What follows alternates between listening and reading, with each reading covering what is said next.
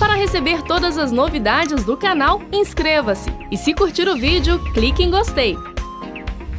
Aproveite para acompanhar a Rede Super nas redes sociais.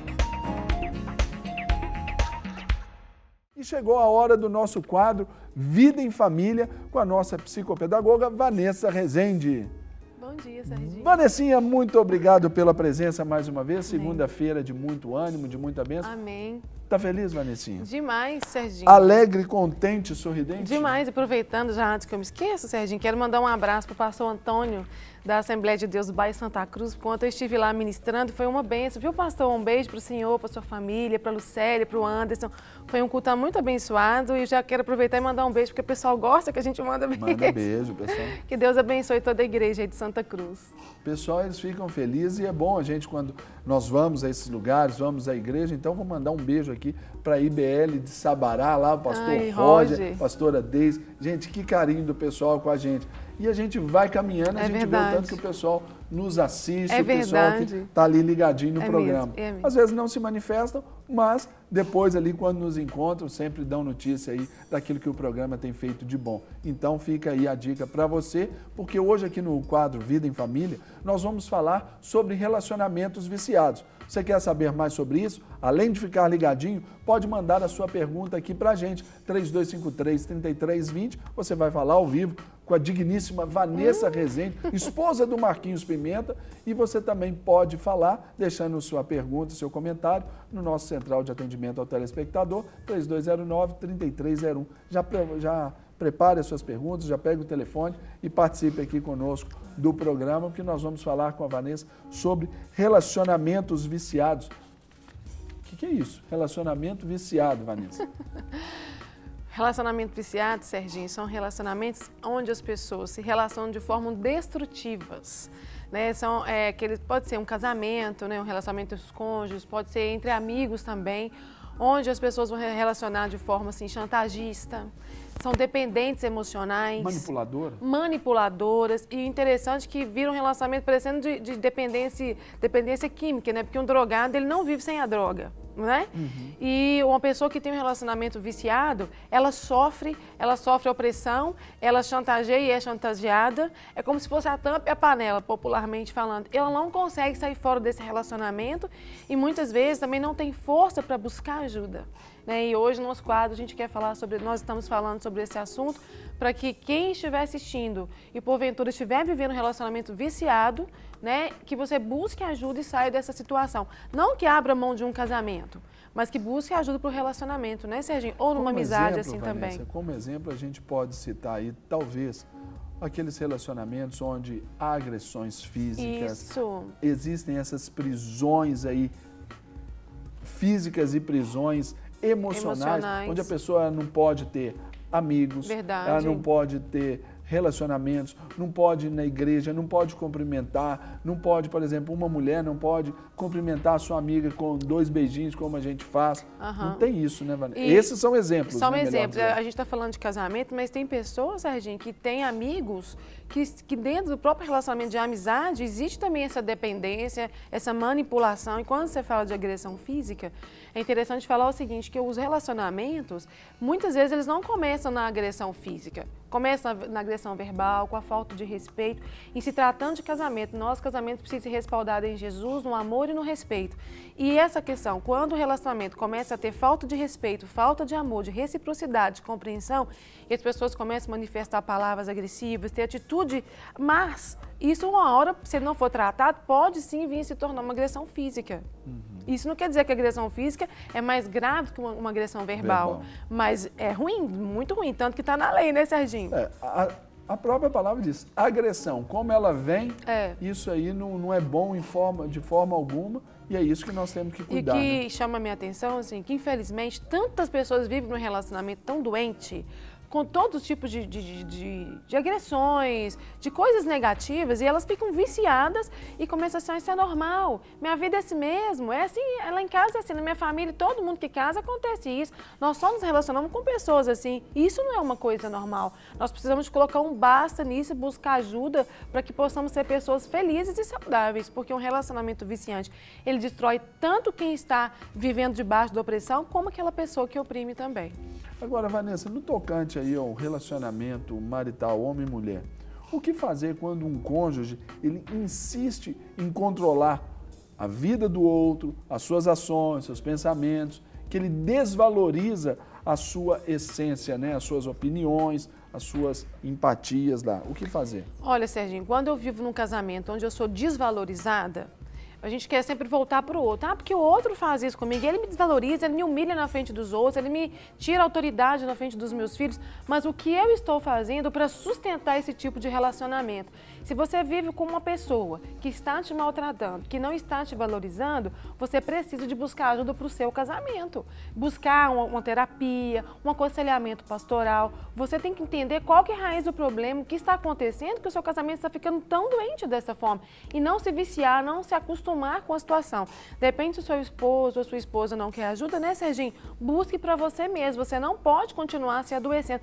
Não se permita adoecer. E outra, tem gente que fala assim, ah, aquele casamento ali é a tampa e a panela. É o marido que agride e a mulher que aceita. Mas nós não devemos aceitar esse tipo de situação. Deus não tem isso para a nossa vida. Se essa for a sua situação, de um casamento onde você está sendo oprimida, rejeitada e desrespeitada, busque ajuda e coloque um basta. Não no seu casamento, mas na raiz desse problema. Porque Deus ele pode restaurar esse casamento mesmo assim.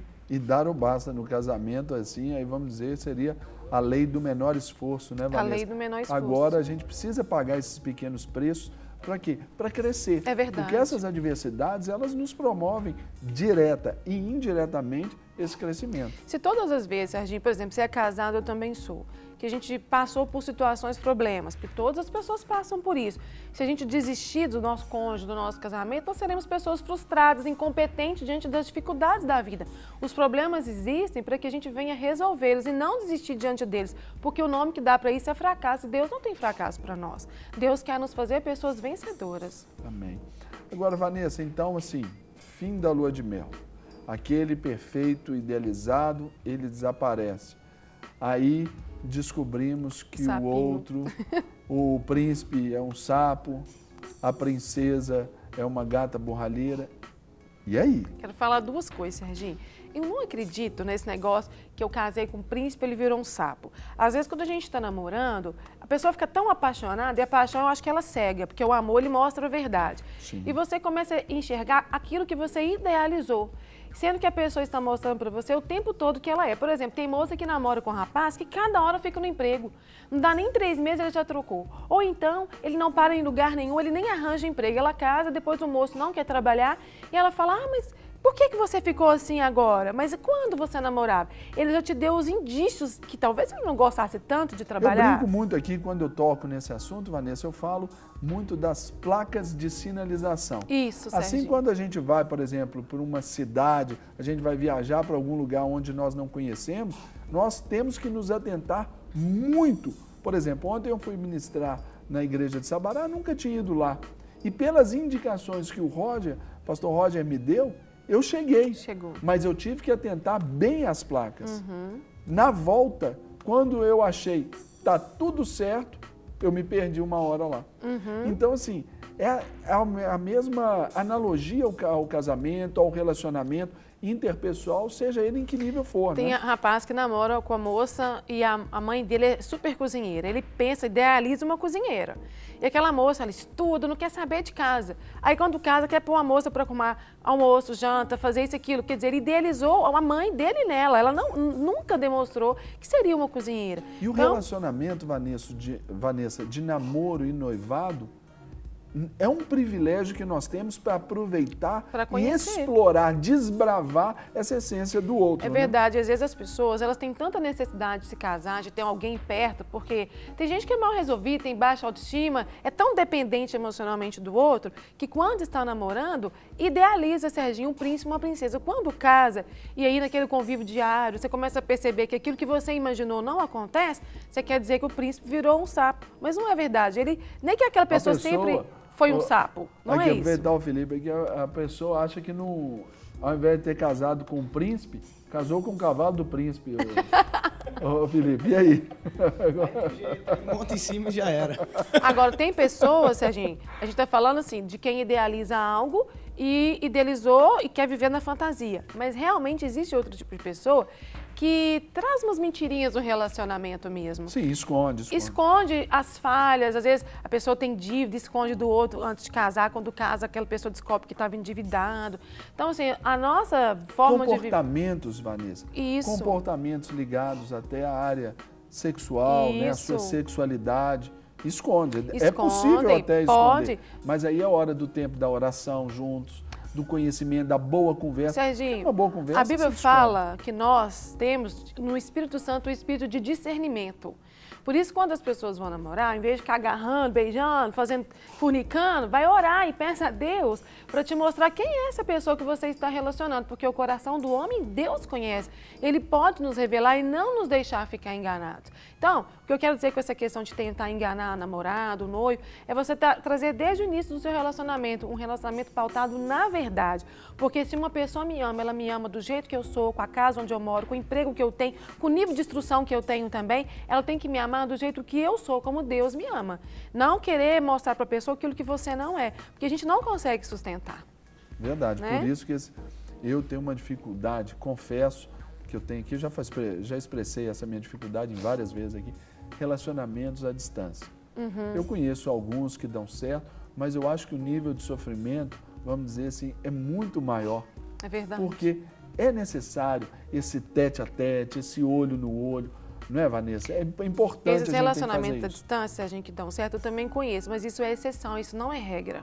A gente precisa de conviver com as pessoas, né? Para poder conhecer melhor e ter mais tempo mesmo para olhar, como você falou, olho no olho, conhecer a família, a origem, o que aquela pessoa pensa, se o que ela pensa é o mesmo. Não que a gente tem que ser igual, mas se confere os princípios de vida, os valores, e esse à distância dá para o outro te enganar com mais facilidade. Até porque antigamente dizia assim que o papel aceitava tudo. É. Agora a tela do computador, a tela do smartphone aceita tudo também. Verdade. Né, Vanessa? Agora uma pergunta, Vanessa. Existem relacionamentos onde a possibilidade de argumentar, de expressar sentimentos, ela não existe. Como fazer, o que fazer? Serginho, como você passou na rede da família, você já deve ter atendido algum caso assim, eu atendo muito isso em consultório. Famílias onde o silêncio impera. Sabe, onde, assim... E o silêncio, muitas vezes, ele é agressivo. Agressivo, adoecedor, ele anula a outra pessoa. Eu conheço casal, assim, que a mulher, ela não pode abrir a boca para dar opinião em nada, ela não pode manifestar desejo, ou se ela é contrária a alguma coisa que o marido está colocando, porque aquele esposo, ou às vezes a própria esposa, se torna extremamente agressivo, a ponto até de acontecer as agressões físicas. Então, a pessoa, por causa do medo, ela não fala. E nenhum relacionamento que é respaldado no medo vai ter sucesso. Se você vive num casamento, em qualquer tipo de relacionamento que você não pode se posicionar, esse posicionamento que eu falo não é um posicionamento agressivo. Falar, expressar suas emoções, a sua vontade, suas opiniões de forma tranquila, esse relacionamento está fadado ao fracasso. Isso não vai prosperar. Até porque relacionamentos, Vanessa, eles são pautados, né, normalmente por grandes expectativas. É verdade. Não é? Você, quando começou a namorar com o Marquinhos, você tinha N expectativas sobre ele, sobre a vida dele, bem como ele tinha outras tantas sobre você. É verdade. E o desbravar ali do casamento, ali o desenrolar, o conhecimento, é que vai trazendo essa satisfação dessas expectativas. Quando a pessoa não é satisfeita no relacionamento, ela começa a ficar calado. O que acontece? Vai desenvolver até as doenças psicossomáticas, que será tema do nosso seminário dia 11 de julho, aqui na Igreja Batista da Lagoinha. Porque a pessoa que não manifesta, ela vai ficando tão introvertida, tão angustiada e tão depressiva. Eu conheço casos, Serginho, de mulheres que já até faleceram, gente, com câncer, de tanta angústia. Tanta amargura. Tanta amargura. Então, se você vive num casamento, em qualquer relacionamento onde você não pode manifestar, você também precisa de pensar assim, meu Deus, onde está a raiz desse problema? Por que eu estou bancando esse relacionamento? O que está acontecendo comigo? Por que eu aceito isso? Por que eu me calo? E busque ajuda para você. E invista para que essa situação seja resolvida.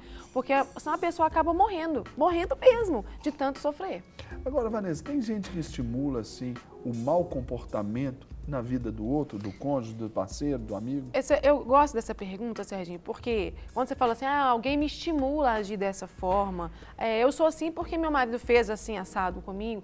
Eu não acredito, não sei qual que é a sua opinião, Serginho, que o meu marido ele possa ter tanto poder sobre a minha vida, que homem poderoso que é esse que vai me fazer agir dessa ou de outra forma. Por que também, uma pergunta, então por que nesse caso, por que não se submete nesse mesmo nível ao senhorio de Cristo? Isso. Eu acredito, Serginho, que existem pessoas que vão influenciar o seu comportamento. Tipo, você que é mãe, que é pai, se você mente, você vai influenciar o comportamento do seu filho. Aquela esposa que grita com o marido vai influenciar se aquele homem estiver cheio do Espírito Santo, ele ficar bravo com ela, vice-versa, tá certo? Eu posso influenciar no seu comportamento, mas eu não posso determinar a sua conduta, porque você tem o livre-arbítrio para escolher entre o que você vai fazer. Só que para eu poder fazer uma escolha saudável, eu preciso ter uma boa autoestima, eu preciso saber quem eu sou, porque quando eu não sei quem eu sou, aonde eu posso chegar, o que eu posso fazer, e essa autoestima minha não está pautada naquilo que Deus diz a meu respeito, todas as pessoas que estão ao meu redor, o que elas fazem, o que elas dizem para mim, vão influenciar no meu comportamento e vão fazer com que eu tome até decisões erradas, sabe? Mas a decisão que eu tomo, eu não acredito que ela está baseada naquilo que você dita para mim, mas está baseada naquilo que eu escolho fazer. As nossas decisões são baseadas nas nossas escolhas, tem que ser nas nossas escolhas e não no que os outros tentam interferir na nossa vida. Algumas pessoas, elas se envolvem, Vanessa, muito no relacionamento, mas às vezes ali pautada pelo medo, não é? Como manter então esse relacionamento saudável por medo? É possível? Você pode até manter um relacionamento por medo, mas vai ser um relacionamento doentio. Ninguém pode ficar no relacionamento fazendo tudo para outra pessoa com medo de te perder. Você é casado com a Aline morre de medo de te perder, ela faz tudo para você. Isso não é amor, isso é uma doença. Porque o amor, ele não é pautado no medo. O amor, ele é pautado no respeito. Quando eu amo uma pessoa, eu primeiro tenho que me amar. Eu vou fazer por ela aquilo que eu ia fazer por mim também. Porque Jesus fala para você amar o outro como você se ama.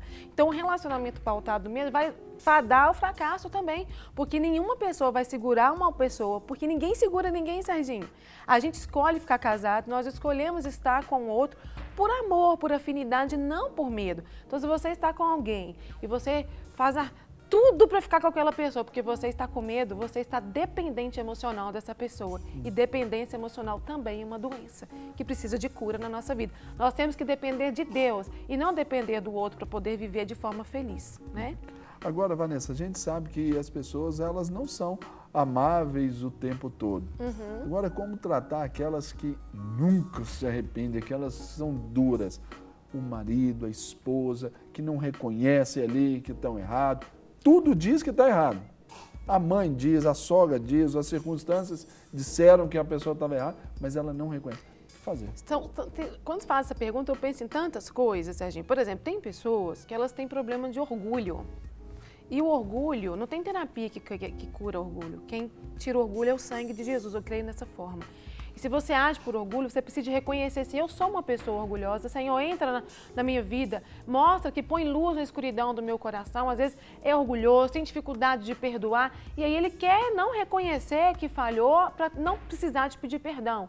Mas existem outras pessoas, Serginho, que têm um transtorno de personalidade. Por exemplo, nós já falamos uma vez aqui no quadro sobre os psicopatas, né? São pessoas doentes que fazem as coisas erradas, os presídios estão cheios deles aí, na rua também, às vezes dentro da nossa própria família, pessoas que para elas não existe lei, elas fazem tudo errado, mas elas consideram que está tudo certo. Jamais, um psicopata jamais vai se arrepender.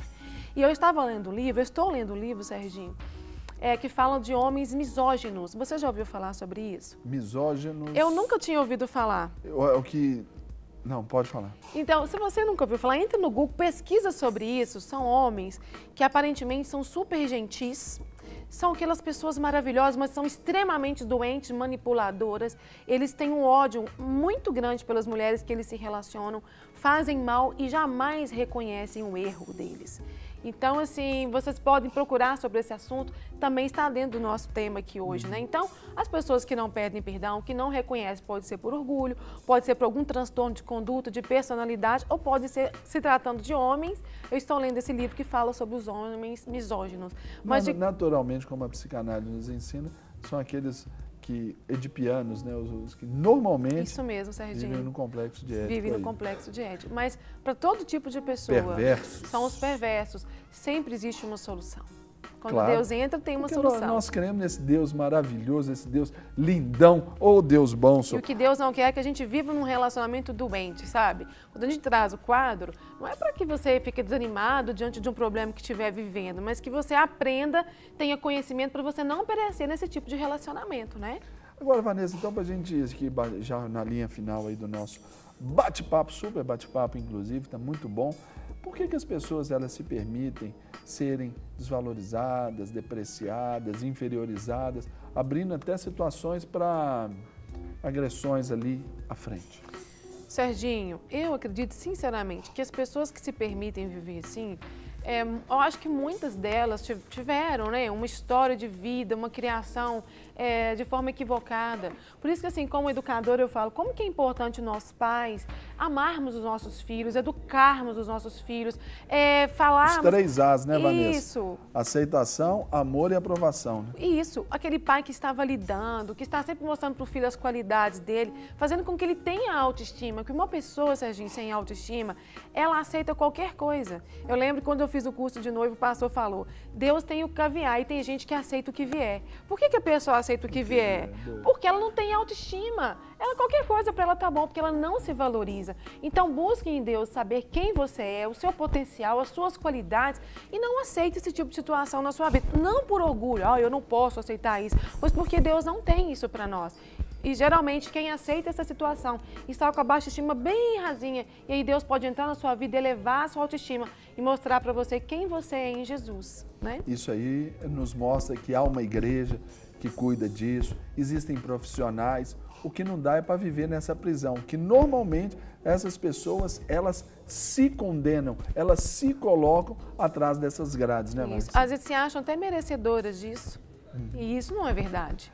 E eu ontem até conversava com uma jovem senhora, ela desfez o seu casamento depois de muitas traições, do próprio marido pedir ali o divórcio, e ela ainda sofre, ela sofre, né, com aquela angústia. Ela me perguntou, pastor, eu fiz errado em assinar o divórcio? Então, quer dizer, ela se culpando talvez de tudo isso. Na hora que eu falei com ela que, olha, você precisa se perdoar e se aceitar, desabou em choro. Tá vendo? Foi só isso que eu disse. Isso. Né? É baixa autoestima, Serginho. E nós temos que ter limite no nosso relacionamento.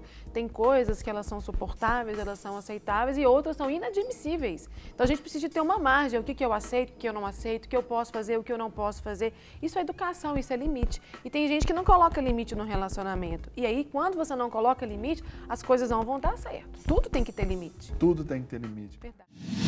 Para receber todas as novidades do canal, inscreva-se. E se curtir o vídeo, clique em gostei. Aproveite para acompanhar a Rede Super nas redes sociais.